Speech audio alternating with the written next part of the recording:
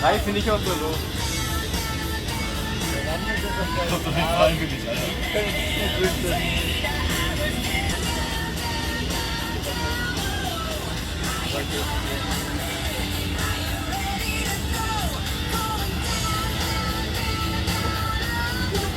Schätzt dich auf.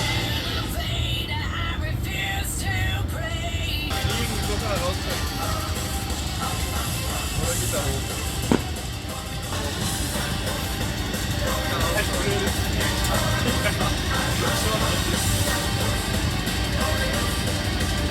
Halt runter mit